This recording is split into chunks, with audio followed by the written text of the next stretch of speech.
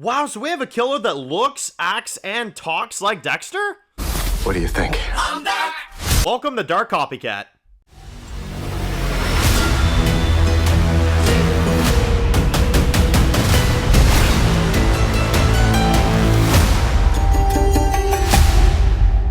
Alright guys, this one's going to be doing a review today. This one's going to be doing a review for Dexter Resurrection. This one's going to be doing my next review for episode 2 of Dexter Resurrection. We're back with the next one.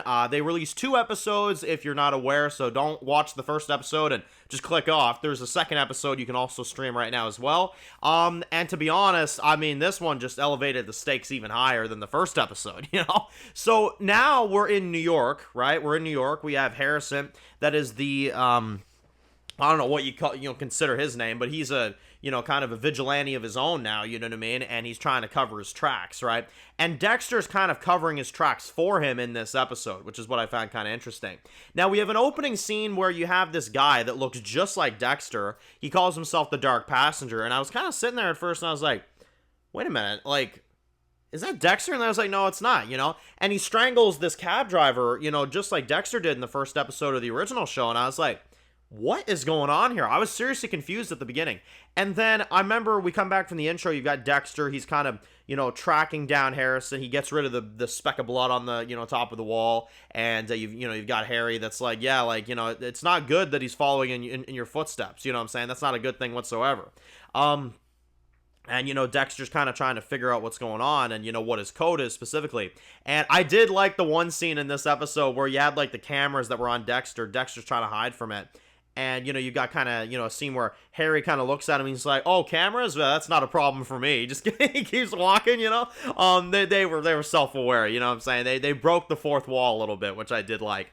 Yeah, so the plot of this one basically is that you've got this Dark Passenger ripoff dude that basically is stealing Dexter's identity, and he's going around doing exactly what Dexter did, except he's doing it to innocent people. Which is insane. So we have a Dark Passenger copycat, I guess. I guess that's what you would call it. Yeah, it's a Dark Passenger copycat, or the Dark Copycat, as I would call it. So someone is trying to be Dexter, which is kind of crazy. And again, his name is cleared, so you got someone going around acting like him, which is just kind of nutty to me. That's insane. So you've got that going on. Really interesting plot. I never really thought about it, but Dexter would have some people that would probably admire him and try to be like him, keep his identity going, you know what I'm saying? Keep his thing going. I mean, it's honestly insane. You don't think about it until you see something like this, and then you kind of like, yeah, damn, like, that would happen, Insane. Now there's one dude that Dexter runs into that he kind of like stays with, this guy and his whole family and stuff, and I mean, I think this guy was named Blessing, I think the guy's name was, and I mean, he was just the most wholesome, nice dude I've ever seen. Like, he gives Dexter a place to stay. He gives him, like, a basement apartment. There's this big table there, which I was like, yeah, that table is definitely getting used at some point or another, on my table, We haven't seen a table scene yet, but I feel like, well, we did with Harrison, but with Dexter, we haven't, because he's still weak from the gunshot and stuff like that. So, which that's actually one of my favorite elements of this episode, is that I like that they're keeping it,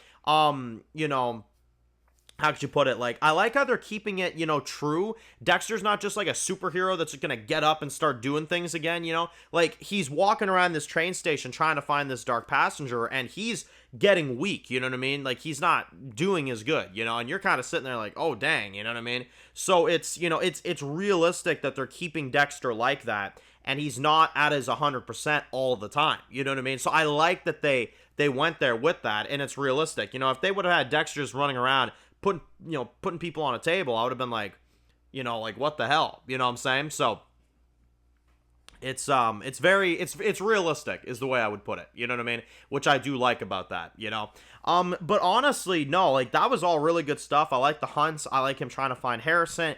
I liked the music. I liked the vibe of it. I liked the new guy, Blessing. I liked him. And well, let's talk about Charlie here for a minute. So we've got Charlie, who we know that she works with, Leon, which we haven't met Leon yet. We know he's going to be coming in pretty soon, but she's kind of his go-getter, you know what I mean? And we've got Charlie in this one that kind of is approaching this guy that, kind of wants money, in other words, And, you know, obviously he's trying to kind of, you know, get away from this whole thing. And, well, she kills him in broad daylight, basically, with this, you know, crazy, like, Lucille-looking bat, which I thought was pretty crazy. But she's kind of like the female Mike Ehrmantraut, you know what I mean? She's ex-military, apparently.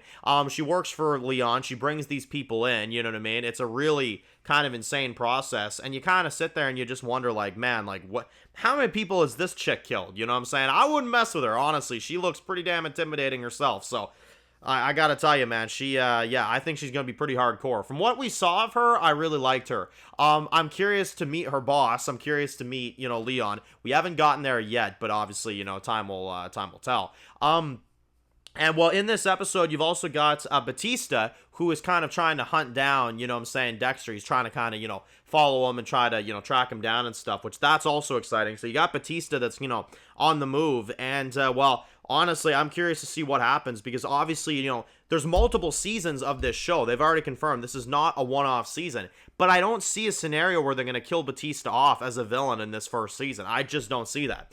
I don't see them killing Batista off right now. If they were going to, it'd be like later. And to be honest, I don't think they're going to do it. I really don't. I also don't think with the outrage of what happened with Deb, they're going to really do that. So I think Batista is going to be around for a good while. So in this episode, you know, seeing him kind of tracking him down, I thought it was interesting. You know what I mean? But now you got Dexter that's, you know, very determined to get this copycat on his table, get back into the groove of things. So I thought that was, you know, really good. I love seeing Harry there as well, too. I thought it was all really, really cool. And, yeah, admittedly, it was really fun. It was really enjoyable. So there's kind of your general idea for both of these episodes. Episode 2 was really great as well, too. I enjoyed it. I thoroughly did. And I enjoyed seeing, you know, Harrison kind of be a big focus in this. I enjoyed seeing, you know, Harry. I enjoyed seeing, you know, Dexter, you know, not exactly being at his 100%, you know what I mean? New York is a fantastic setting as well, too. I really like the setting of New York. And Charlie is intriguing so far. And the music, the overall vibe, you know what I mean? I really, really am liking what I'm seeing here. So, to be honest, episode 2, I'm going to rate an even higher rating than episode 1. I'm going to give episode 2 a perfect 10 out of 10. I think it deserves it. Episode 2 was entertaining. It was really fun. I thought it was really, really good to see. I love seeing Batista on the hunt for Dexter. I loved seeing Blessing. He was a great addition. I like the copycat storyline. I think that's interesting, though I think that's going to have a bigger role to play. I think this copycat, admittedly, is going to be someone tied to Leon, and when Dexter takes him out, he's going to have to take his identity to then, you know what I mean? Because Leon is probably going to think that the Bay Harbor Butcher is just the fake guy, right? So he's going to meet Dexter, and he's going to get the wrong guy, you know, and that's going to be the idea. Leon is probably going to think that he's bringing in this dude when really he's bringing in the real Bay Harbor Butcher, you know what I'm saying? The real Dark Passenger. So, yeah, it's really cool, man, honestly. It's a really intriguing start. I was enjoying it. I enjoyed it. I really did. I thought it was really fun. The only small thing with these episodes is I wish they sent, you know, Angela Bishop out in a better way. I'm going to have a video this week talking about her because I do think they kind of screwed over her character. But aside from that, I thought it was a really enjoyable and really fun, you know, first 2 episodes. I'm really looking forward to the rest of it. So let me know your thoughts, guys. Post your comments down below. Check it out, of course. Resurrection, Dexter Resurrection. New Blood Season 2.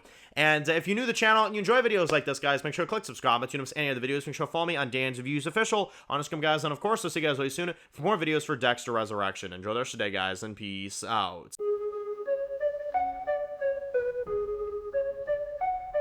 Born in the dark alleys, city of concrete. Dan's reviews blowing up, never taste defeat. Walking Dead dissected every plot twist beat. World gone mad, TV junkies need a treat.